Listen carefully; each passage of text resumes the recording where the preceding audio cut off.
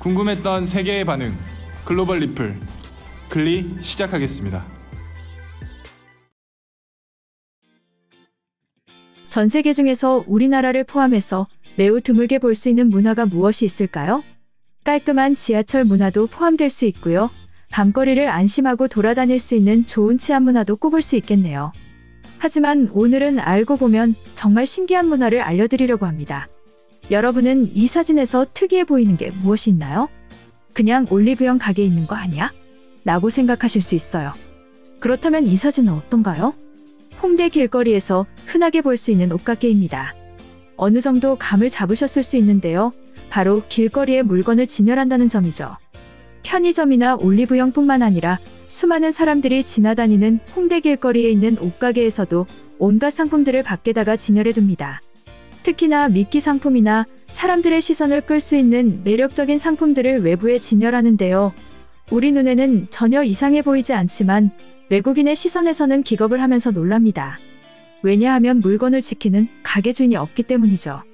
대부분 이런 가게의 특징은 오전에 매장을 오픈할 때 매대를 밖에 진열함과 동시에 가게 점원은 신경도 쓰지 않죠. 심지어 편의점이나 올리브영은 문까지 닫아놓습니다. 외국인이 봤을 때는 이런 모습이 신기한 광경이라고 하는데요. 뒷주머니에 있는 소지품은 손쉽게 훔쳐가고 심지어 음식점까지 쫓아와서 훔쳐갈 정도로 소매치기가 수없이 일어나는 경우가 많기 때문인데요.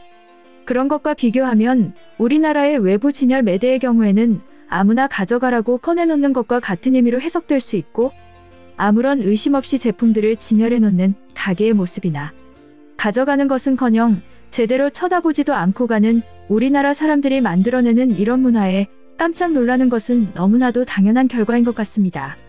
저도 평소에는 인지하지 못했지만 지금 생각해보면 아무도 안 가져간다는 게 신기하긴 하네요. 한편 글로벌 영어 커뮤니티에 관련 글이 올라오며 큰 화제가 되었습니다.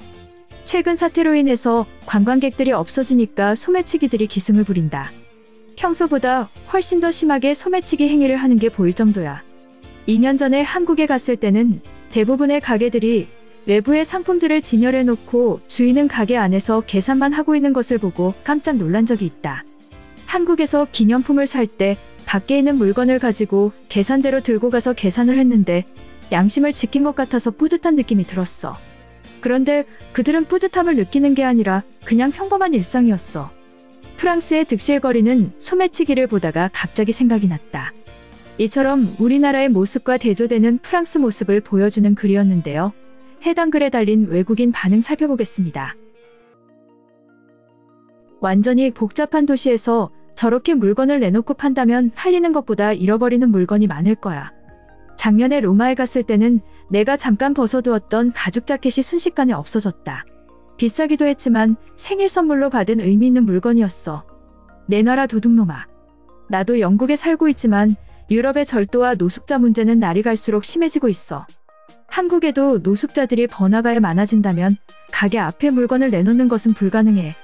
특히나 작고 돈이 될 수 있는 화장품은 표적이 되기 좋다. 요즘 미국 내에서도 한국 화장품이 소개되고 있어. 사용해 본 적은 없지만 스킨케어 쪽으로는 인기가 있는 것으로 알고 있다. 한국 화장품 가게를 본 적이 있는데 뉴욕에서는 가게 앞에 물건을 내놓지는 않는다. 내가 주인이어도 그런 도박은 하지 않아. 서울에서 10년째 살고 있는데 영국에서 처음 왔을 때 낯설었던 부분이었어. 지금도 한국에는 좋은 물건들을 가게 앞에 깔아두는 것은 일상이지만 단 한 번도 절도에 대한 얘기는 들어본 적이 없어. 한국인들은 기본적으로 상대방에게 피해를 주는 행동을 멀리한다. 작년에 자동차 수출 때문에 브라질로 출장을 갔는데 유럽의 집시들은 어린아이 수준이야. 내가 만난 절도범은 눈을 똑바로 보면서 내 아이폰을 들고 뛰었다. 10대였는데 굉장히 빨라서 잡을 수도 없었고 CCTV가 없어서 경찰이 아무것도 해준 것이 없었어. 다시는 남미로 갈 일을 만들지 않을 거야. 어쩌면 한국인들이 이탈리아를 보고 이런 생각을 할지도 모르겠네. 마케팅의 수단으로 물건을 내놓는 것 같은데 한국인들이 순진한 게 아니라면 서로를 과하게 믿고 있어. 지금은 2020년이고 세상은 가혹할 정도로 치열하고 개인적이야. 코로나 이후에 실직자가 폭증하면서 뉴욕에는 밥벌이를 포기한 사람들이 넘쳐난다. 가게 밖에 좋은 옷들을 깔아놨어. 하루 종일 저것들을 감시하는 것은 불가능하다. CCTV가 있겠지만 뉴델리에서는 친구들이 가려주면 30분 안에 옷걸이만 남게 될 거야. 한국 사람들은 절도에 대해 대비해야 한다. 무엇이든지 잃어버린 이후에 대비를 하는 법이야. 한국도 코로나로 인해 경제가 무너지면 생활 절도범들이 늘어나서 주의하게 될 거야. 좋은 것이 탐나는 것은 인간의 본성이거든. 솔직히 한국인들도 편의점에서 물건 훔쳐본 적 있잖아. 그런데 어떻게 저런 식의 가게들이 살아남는 건지 이해할 수가 없네. 그럴 거면 가게 문은 왜 만들어두는 거야?